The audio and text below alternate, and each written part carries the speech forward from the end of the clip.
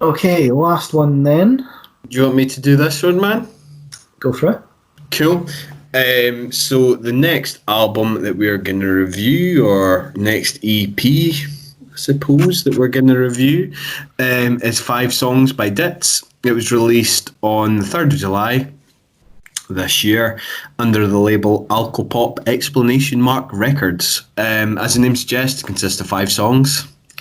Who would have thunk it? And it's approximately 11 minutes long, so much like Rotten Out's Ronin, it's over in the blink of an eye, with most of the tracks lasting just over the kind of 2 minutes 30 seconds mark. I think the longest song on the EP is the 3rd track, Total 90, which lasts approximately 2 minutes 44 minutes.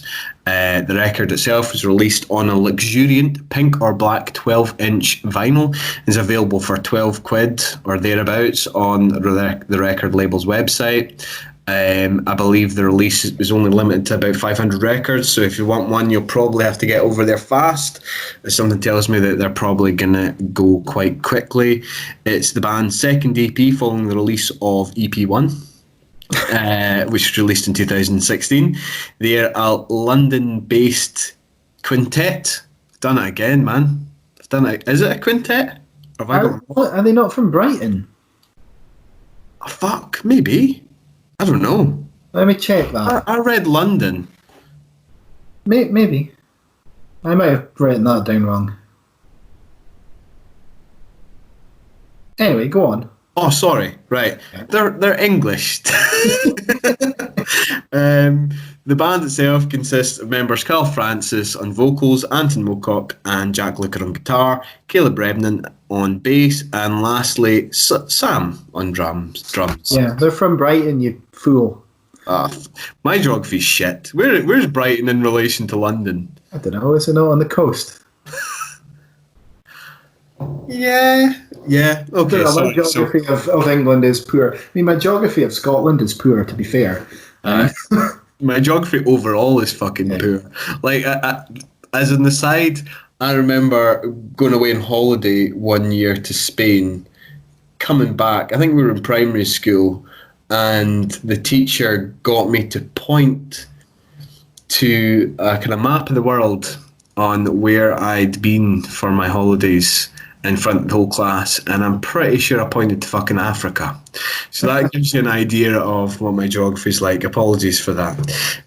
So yeah, they've previously been described as being heavily influenced by the likes of the hardcore punk and noise rock scene of the 80s and 90s. They've garnered a following for their energetic and erratic live shows.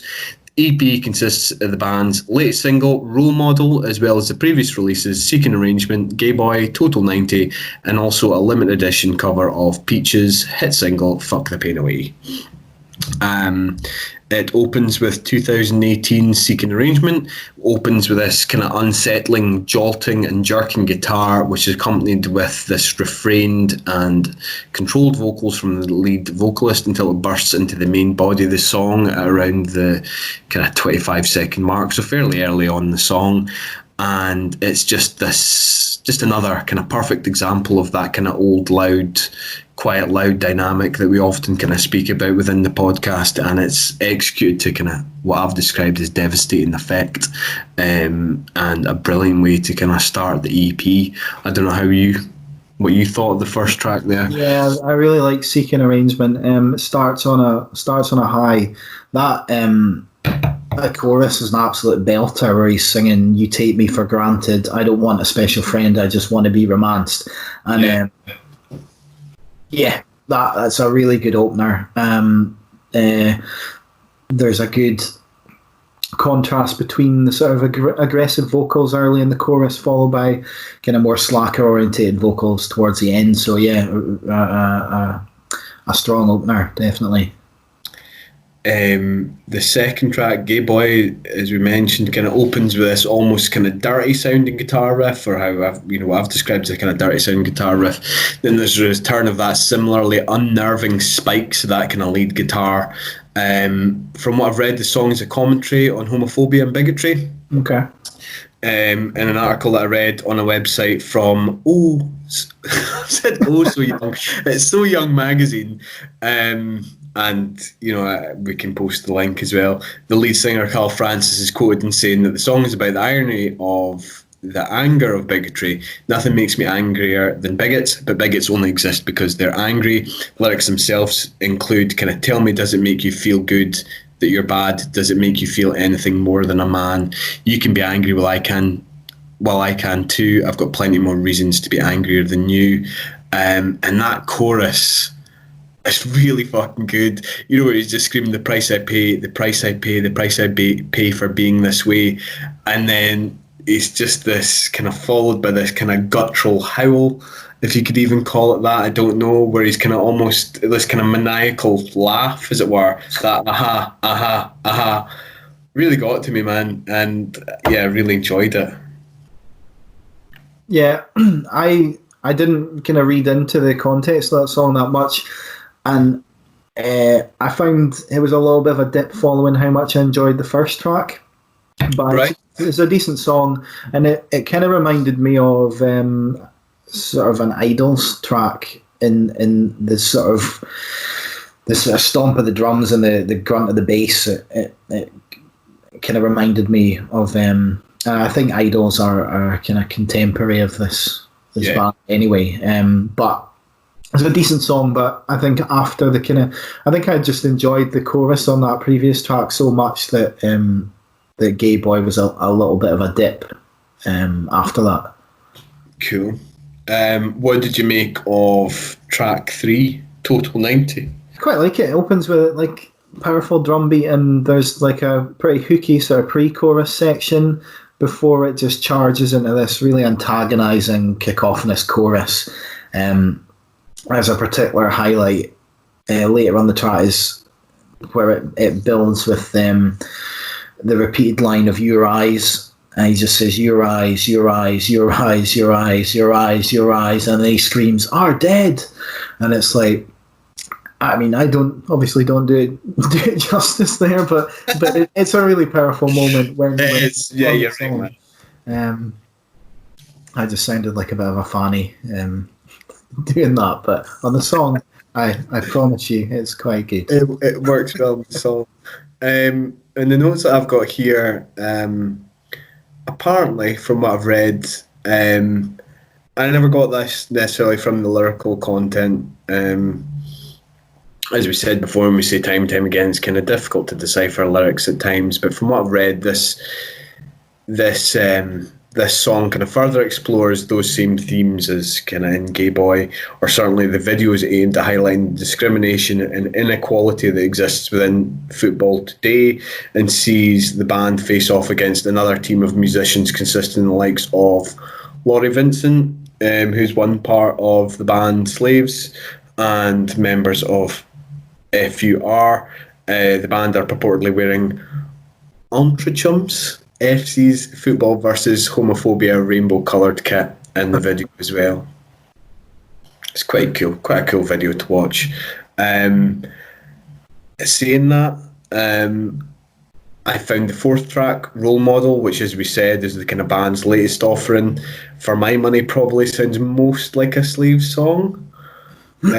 Again, there are other contemporaries and obviously friends of the band, having been in the video that I just mentioned. Yeah. But it certainly reminds me of something that you might have heard on the Slaves debut album, Are You Satisfied?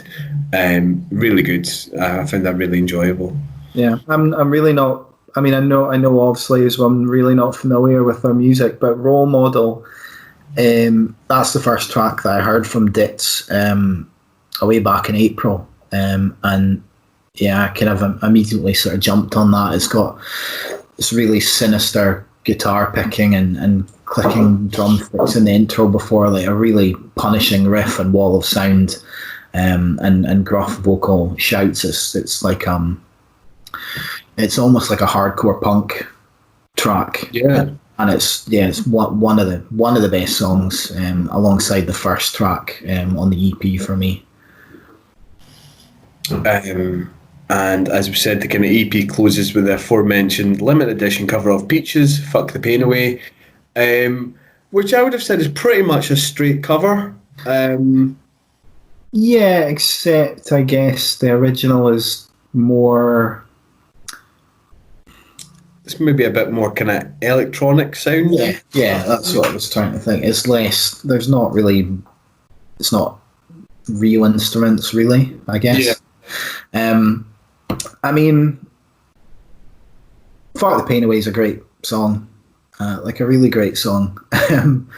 And this is, like you say, a fairly straight up cover, which is nice. But I'd prefer to listen to the original. The vocals, the vocals just don't seem quite as effective for me on this version than the original.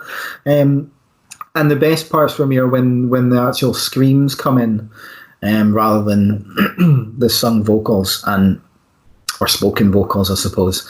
And I think I'd actually preferred it if they just turned it into a full-on hardcore punk version rather than an almost straight up cover. I think that would have been more interesting. But it's cool that it's on there.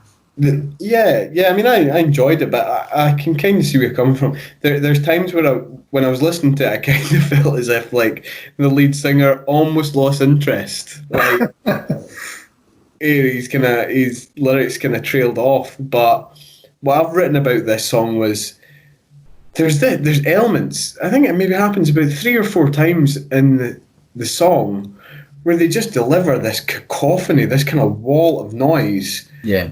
And listen to it, you actually feel as if you're ready to get fucking sucked out of the room. Like, I don't know if you like getting trapped in like an airlock in fucking Aliens or something for me. And it was pretty effective, man. I enjoyed it. Have you got anything else to say about the EP or not really? I think you've covered most of what I wanted to say about it. I think it's a really good EP and shows a lot of promise. How have you rated it, sir? I've gone for a 7 out of 10. So I think there's a couple of really strong songs on it, and then there's strong elements in the other songs. So a 7 is what I'm going with. Okay. I have given it a 9. Yeah, okay. I really enjoyed it. Obviously, as we kind of mentioned, they're obviously heavily influenced by, the kind of punk scene, post-punk scene. I don't know. It feels really punky to me, which is kind of right up my street. And for that reason, that's why I've given it a 10. Really dug it. I think it'd be interesting to see what they come out with in the future. And I'd quite like to get a chance to see what they're like, actually. Given what we've kind of read about their kind of live shows, it'd be good to see what it's actually like, experience it for myself. Yeah, absolutely. I think the chorus on "Seeking Arrangement" would be a lot of fun to sing along to. Us old fogies trying to dance about. Yeah, we'll just it's the same with fucking Ronan's Rotten Out, man. Like, you want to just, maybe not so much with this, but certainly with Ronan Rotten Out, you just want to get up there and fuck shit up. But once you're in your 30s, you'd immediately just get like your nose smashed in or something. Glasses would be off immediately. Do your hip in or something like that. It'd be out of action for a month. Yeah, absolutely. All right, well, that's pretty good EP. So it's 5 songs EP by DITZ. Mm-hmm.